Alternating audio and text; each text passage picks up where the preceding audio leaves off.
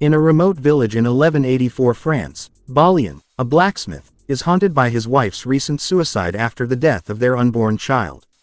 A group of crusaders arrive. One of them introduces himself as Balian's father, Baron Godfrey of Ibelin. Godfrey asks Balian to return with him to Jerusalem. Balian refuses and the crusaders leave. The town priest, Balian's half-brother, reveals that he ordered Balian's wife beheaded before burial, a customary practice for people who commit suicide. Balian notices his brother wearing the cross that his wife wore before she was to be buried. In a fit of rage, Balian kills his brother, retrieves the crucifix and flees the village. Balian pursues his father in the hope of gaining forgiveness and redemption for him and his wife in Jerusalem. After he reaches Godfrey, soldiers led by Godfrey's nephew arrive, ostensibly to arrest Balian. In reality, the nephew intends to assassinate Balian and Godfrey so that his father, and eventually he, may inherit Godfrey's barony. Godfrey refuses to surrender Balian. The nephew launches a sneak attack against Godfrey. The attack fails and Godfrey kills his nephew but is struck by an arrow that breaks off in his body.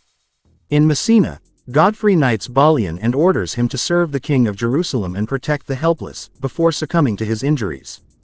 Godfrey asks Balian to help the king maintain peace between Christians and Muslims. During Balian's journey to Jerusalem, his ship runs aground in a storm, leaving Balian and a horse as the only survivors. When Balian releases the horse from the wreckage, it flees in panic. Following the horse, Balian is confronted by a Muslim cavalier and his servant. A fight over the horse follows and Balian reluctantly slays the cavalier when attacked, but spares the servant, asking him to guide him to Jerusalem. Upon arriving, Balian gives the horse to the servant and releases him.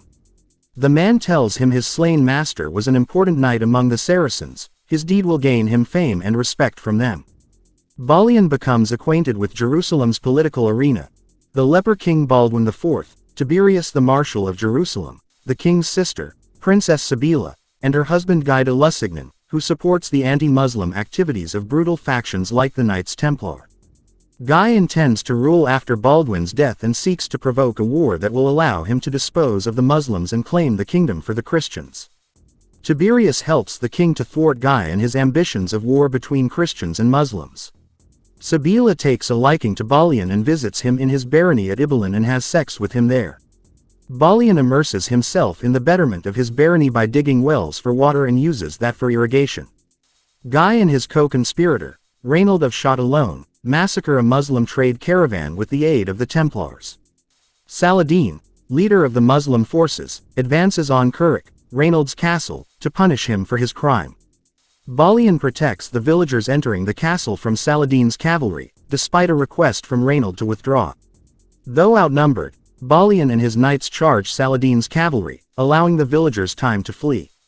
A fierce, but one-sided battle ensues in which Balian's knights are captured.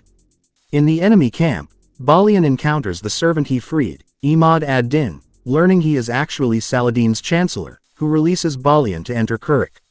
Saladin arrives with his army to besiege Curric and King Baldwin IV approaches with his. They negotiate a Muslim retreat and Baldwin swears to punish Reynold. Baldwin confronts Reynold, forcing him onto his knees. As Reynold grovels for mercy, Baldwin slaps him a few times and forces Reynold to kiss his diseased hand. The exertion of these events causes Baldwin to collapse, weakened beyond recovery. Saladin assures his generals that he will reclaim Jerusalem, but only when he is confident of victory. Baldwin asks Balian to marry Sibylla, knowing they have affection for each other, but Balian refuses because in order for the marriage to occur Guy would have to be killed.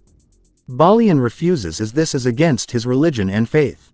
After Baldwin dies, Sibylla succeeds her brother and names her son king. But soon the son is diagnosed with leprosy and Sibylla cannot endure the horror of her son going through what her brother went through as a leper. Sibylla kills her own son and Guy ends up being king. Guy releases Reynold, asking him to give him a war, which Reynold does by murdering Saladin's sister. When Saladin's emissary relays demand for the return of his sister's body, the heads of those responsible and the surrender of Jerusalem, Guy decapitates the emissary and sends his head back to Damascus. Guy sends 3 Templars to assassinate Balian, since he is the most strident voice against a war, though Balian survives the assassination attempt. In council, war is agreed upon. because God wills it, and against sound advice they march into the desert to fight Saladin, leaving Jerusalem unguarded except for Balian, Tiberius, their knights, a few remaining Crusader soldiers and the townspeople. Saladin's army attacks the Crusaders, and in the ensuing battle the Crusaders are annihilated. Guy and Reynold are captured. Saladin executes Reynold and then marches on Jerusalem, sparing Guy as king only out of tradition. Tiberius and his men leave for Cyprus, believing Jerusalem is lost, but Balian and his knights remain to protect the villagers. Knowing they cannot defeat the Saracens, they hope to hold their enemies off long enough for the Saracens to offer terms. After a battle that lasts 3 days, Saladin offers terms. Balian surrenders Jerusalem when Saladin offers the inhabitants safe passage to Christian lands. In the marching column of citizens, he finds Sabila, who has renounced her claim as Queen of Jerusalem and other cities. After Balian returns to his village in France, English knights ride through looking for Balian, defender of Jerusalem. Balian replies that he is the blacksmith, and the man leading the knights identifies himself as King Richard I of England, and they commence a new crusade to retake Jerusalem. Balian responds that he is merely a blacksmith, and Richard rides off. Balian is joined by Sabila, and passing by the grave of Balian's wife, they ride toward a new life together. An epilogue notes that nearly 1,000 years later, peace in the kingdom of heaven still remains elusive.